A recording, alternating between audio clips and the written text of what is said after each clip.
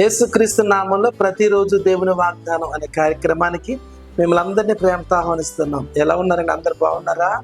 దేవుని కృపలో దయలు వర్తిల్లుతున్నారా? దేవుడు సియోనులోంచి మీకు సహాయం చేయబోతున్నాడు, మిమ్మల్ని దీవించబోతున్నాడు. బలమైన ఆశ్చర్యమైన కార్యాలు, మహిమ కలిగిన కార్యాలు మీ జీవితాల్లో మీరు చూడబోతున్నారు. మునుపెన్నడూ చూడని గొప్ప కార్యాలు పరిశుద్ధాత్మ దేవుడు మీ జీవితంలో కలుగు చేయాలని కోరుతున్నాడు. ఈ ఉదయకాల సమయంలో కూడా అద్భుతమైన వాగ్దానం ప్రవహిస్తున్నారు. రండి వాగ్దానం చదువుకుందాం.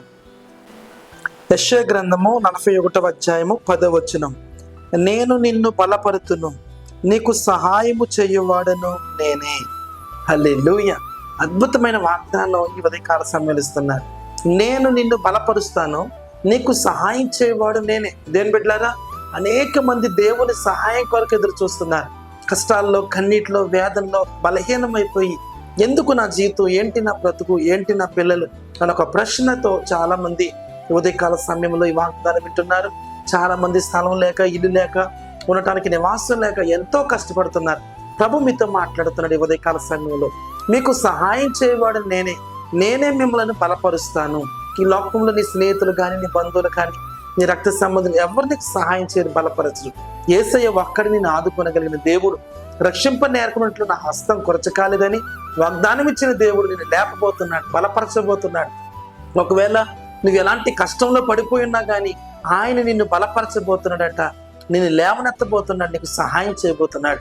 ఏ విధమైన సహాయం కొరకు నువ్వు ఎదురు చూస్తున్నావో, ఏ విధమైన ఆదరణ కొరకు ఎదురు చూస్తున్నావో, ఏ కోరికతో నువ్వు ఉన్నావో ప్రభు సమస్తం ఎరిగిన వాడు గనక ఆయన తన సహాయాన్ని ఈ ఉదయకాల సమయంలో నీకు పంపించబోతున్నాడు. వ్యాపార విషయంలో, కుటుంబ విషయంలో, మీ పిల్లల చదువు విషయంలో, మీ భవిష్యత్తు విషయంలో దేవుడు తన సహాయాన్ని పంపించబోతున్నాడు. అప్పులైపోయారు, శ్రమల్లో ఉన్నారు, ఇల్లు లేదు, చాలా కష్టాలు ఎదుర్కొంటూ, వివాహం జరగలేదు, గర్భఫలం లేదు, అనేక రీతులుగా దేవుని సహాయం కొరకు మీరు ఎదురు చూస్తున్నారు.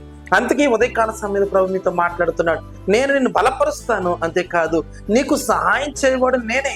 ప్రభు నీకు సహాయం చేసి నిన్ను బలపరిచి ఉన్నతమైన కార్యాలు, ఆశ్చర్యమైన కార్యాలు ఈ ఉదయకాల సమయంలో జరిగిస్తూ ఉండగా ఈ వాగ్దానాన్ని మీరు రిసీవ్ చేసుకుని నమ్మకంతో ఈ ప్రార్థనలో ఏకీభవిస్తే గొప్ప కార్యాలు, ఆశ్చర్యమైన కార్యాలు పరిశుద్ధాత్మ దేవుడు మీ జీవితంలో జరిగించబోతున్నాడు.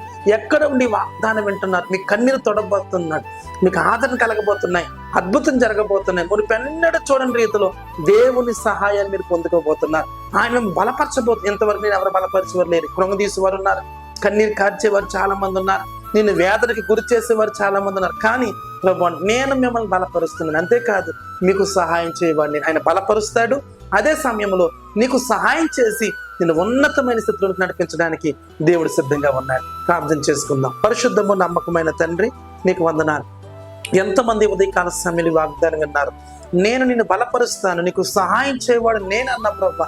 కష్టాల్లో, కన్నీటిలో, వేదనలో, బలహీనతలో, అనారోగ్యాలతో నాయన బలహీనమైపోయిన వారు, సహాయం లేకుండా ఎదురు చూస్తున్న వారు ఉన్నారు. యేసు నామమున వాళ్ళని బలపరిచి సహాయం చేస్తానన్న ప్రభు. నీ సహాయం వారికి దొరుకును గాక. ఉదయకాల సమయంలో ప్రతి ఒక్కరిని దీవించి ఆశీర్వదించమని యేసు నామమున అడుగుచున్నాను పరమ తండ్రి. ఆమేన్, ఆమేన్. దేని బిడ్డలారా, ప్రభు మనందరికి ఇచ్చిన వాగ్దానం, నేను నిన్ను బలపరుస్తాను, నీకు సహాయం చేయవాడు నేనే. అలాంటి కృపదేవుడు మనందరికి దయచేయను గాక. Amen. May God richly bless you. Hallelujah. God bless you.